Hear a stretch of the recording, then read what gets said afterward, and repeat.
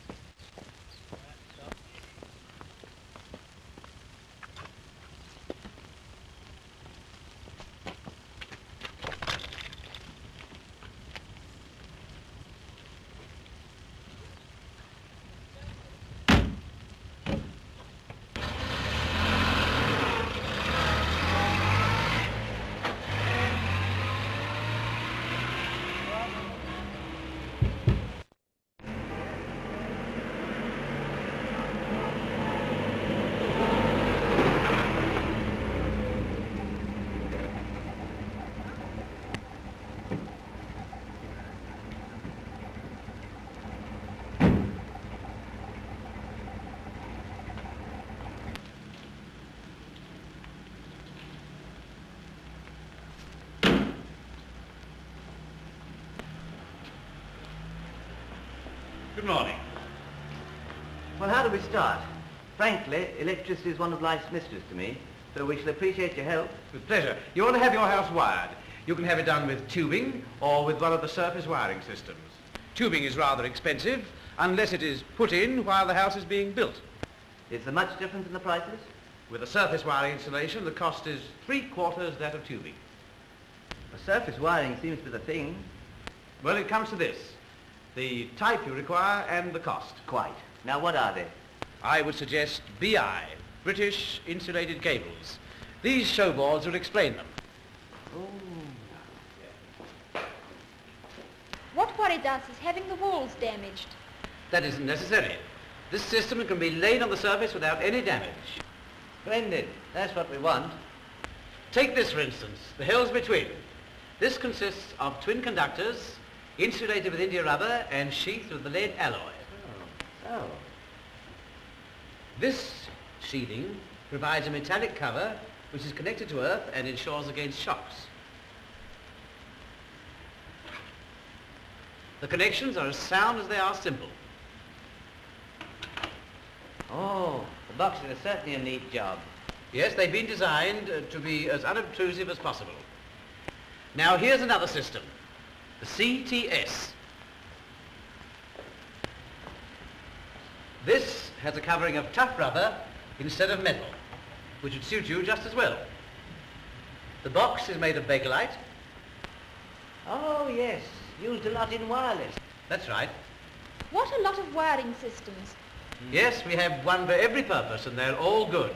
You see, the BI make those large cables that you see in the street very often, and they have a reputation to maintain. I wonder if you would care to see how cables and house wires are made. I have a film which will show you far better than I can tell you. Rather. That would be nice.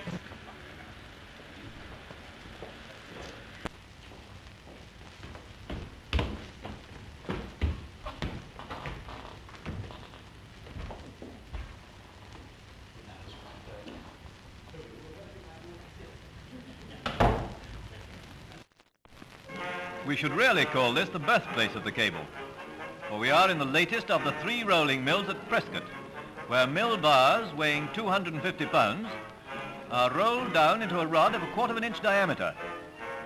These bars are mechanically lifted and rammed onto the bed of an oil fire furnace, which heats them up to a bright red heat, ready for the rolls.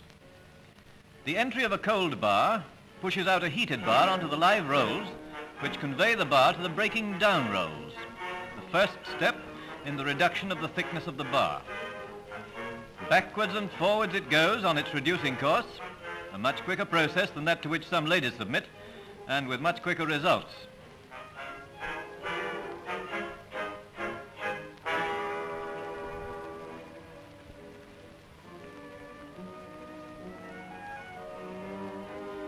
Four passes, and the bar is now sufficiently elongated and flexible for the intermediate rolls. The curved repeater channel does away with the necessity of handling the copper between passes. After passing through the intermediate rolls, the 250-pound bar has been elongated to a flat oval strip, very dexterously handled by the operator. We are now going over, as the radio announcers say, to the finishing train, where a channel is used on one side only. When the copper emerges from the back of it, it is of round section, suitable for travelling round a repeater channel to the return pass. Coming from this return pass, however, it is in a flat oval section, and the copper has to be caught by a man, given half a twist, and pushed into the next pass, where exactly the same processes occur.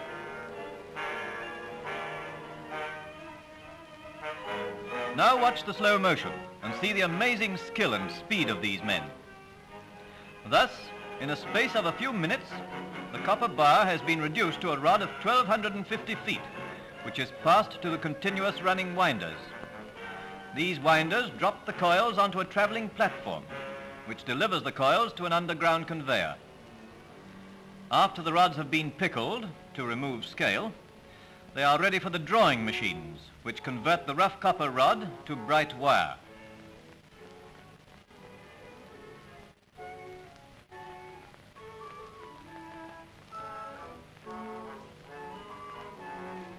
We are now in the wire drawing shop, where the quarter-inch rod, in being drawn down, is passed in succession through 9 dies drilled with trumpet-shaped holes, each hole effecting a progressive reduction in the diameter of the wire until it reaches the diameter of 0.062 of an inch. This type of wire is used in cables, for winding motors and other purposes where appreciable current is carried. Machines working on a similar principle are used for drawing wire down to sizes as small as 1,000th part of an inch, half the thickness of a human hair. These wires were almost too fine to photograph, so we had to cause an halation. These fine wires are used in the making up of flexible leads, the winding of telephone receivers, wireless components and other purposes. It's rather interesting to record that in the East, weavers sometimes incorporate strands of copper wire into the fabric which they manufacture. Fine wires are usually wound direct onto spools suitable for the machines where the wire will be laid up into flexibles or the wire coated with enamel.